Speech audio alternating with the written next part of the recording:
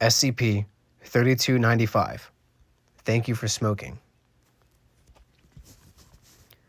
Object Class: Euclid. Special Containment Procedures. As all attempts to remove SCP-3295 from baseline reality have failed, individual instances are currently under the jurisdiction of each site director. Directors may utilize SCP-3295 instances as designated smoking rooms or restrict access to them at their discretion. In accordance with the Foundation Health and Safety Code, SCP-3295 is generally the only indoor location in Foundation facilities where smoking is permitted. Should SCP-3295-A appear again at some point in the future, attempts to negotiate the removal of SCP-3295 from baseline will be made. Description: SCP-3295 designates a series of anomalous interior spaces that simultaneously became a part of every Foundation site on January 1, 1982, as a result of a CK-class reality restructuring scenario. Labeled Designated Extra Universal Smoking Room, SCP-3295 mimicked the design of the other rooms in a given site and are primarily distinguished by a localized wormhole that takes the place of an ordinary ceiling. Smoke produced by cigarettes or other combustible drugs within SCP-3295 will leave local space-time via the wormhole and is subsequently transported to an unknown location. All other forms of matter are incapable of entering it.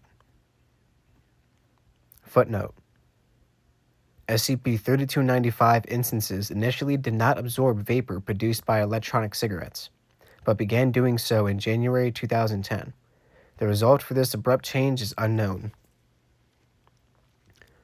Owing to its anomalous properties, persons can smoke inside SCP-3295 indefinitely without the risk of secondhand smoke escaping so long as the doors remain closed. SCP-3295 instances are both indestructible and self-replicating. Attempts to remove them from their location will result in a retro-causal reconstruction of time, such that the attempt appears to have never occurred. For example, if C4 charges were planted in an SCP-3295 instance and activated, the person who activated the charges would find themselves in a different location and with no memory of having attempted to destroy the instance. SCP-3295 instances always appear when a new Foundation site is built. Upon interrogation, persons who worked on the new construction site will be unable to recall how SCP-3295 was made, often attributing its construction to another employee. Attempts to prevent SCP-3295 from replicating via site construction will also result in the removal of those attempts from the timeline. Background and creation. In 1981, the Human Resources Committee proposed a revision to the Foundation Health and Safety Code, which would ban indoor smoking in all Foundation facilities from January 1982 onward. Despite mounting scientific evidence of tobacco smoking's negative health consequences, the Foundation struggled to implement restrictions on smoking throughout the 1960s and 1970s due to heavy opposition from rank-and-file staff. Footnote: Foundation smoking rates are significantly higher than the general population. In 1978 survey, 39% of junior researchers and 54% of senior researchers identified as regular smokers. This declined to 28% and 39%, respectively, by 2010. The stressful nature of working in the Foundation compared to the civilian world is believed to be the primary cause of this. After a contentious public comment period, the policy was approved by the 10-3 vote of the O5 Command in July of that year. 1 week after the vote had concluded, each member of the O5 Council was approached by a humanoid entity, hereafter SCP-3295-A, who claimed to be a representative for a company called Extra Universal Smoking Solutions. After a brief conversation, The entities handed each O5 member a business card and a 5-page proposal which outlined how SCP-3295 could be installed in every Foundation facility as an alternative to the indoor smoking ban. SCP-3295-A then demanifested, and the O5 Council subsequently called a meeting to discuss the incident. Accepting their proposal was viewed as an unnecessary and potential risk given how little was known about the entities. The Council therefore agreed to store the documents in a high-value containment locker and reject the proposal in a 12-to-1 vote.